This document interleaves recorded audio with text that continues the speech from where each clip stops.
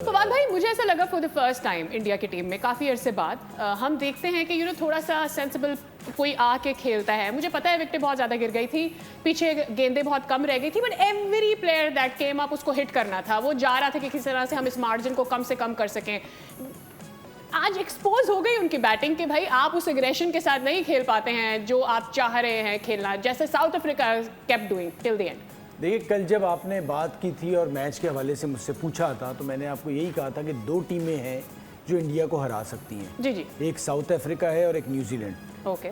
तो इसी बेसिस पे कहा था कि साउथ अफ्रीका क्योंकि इंडिया में खेल के आ रहे हैं, उन्हें काफ़ी एक्सपीरियंस है और अंदाज़ा है। बट सच बात यह है कि 3 आउट हुए तो मुझे भी झटका लगा था।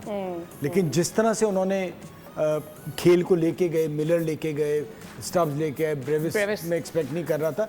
बट अगर आप बैटिंग की बात करेंगी ना, मैं ओवरऑल सारी टीमों की बात करूंगा। मैंने इससे पहले इंग्लैंड का मैच भी देखा, श्रीलंका का भी।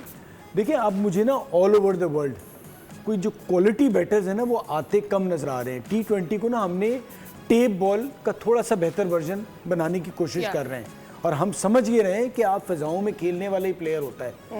आज से अगर आप 20 साल पहले चला दें, जो इस वक्त के स्टार हैं, इधर से दिमाग से पकड़ते थे पुराने बॉलर, नहीं खेलने देते थे। आज देखिए सिर्फ दिमाग से गेंदें की उन्होंने, निगडी ने, यानसन ने, स्लो अर्बन, ये जो 140-45 का खप्त हमारी अभी जो मशीन लेके चला हुआ था ना, आपने बाहर करना पड़ा ना उसको, जो हमारा 150 वाला बॉलर था।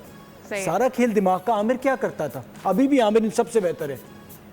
128 पे भी वो पकड़ रहा होता है कि बॉलर को कहाँ, बैट्समैन को कहाँ पकड़ेंगे। नहीं, वो हो गया, वो एक मैच हो जाता है, लेकिन इतना बड़ा मैच बर्बा दिया उसने। अरे बट मेरा सिर्फ कहना ये है कि आपको इधर से सलमान मिर्जा क्या कर रहा है, दिमाग से गेंद कर रहा है ना।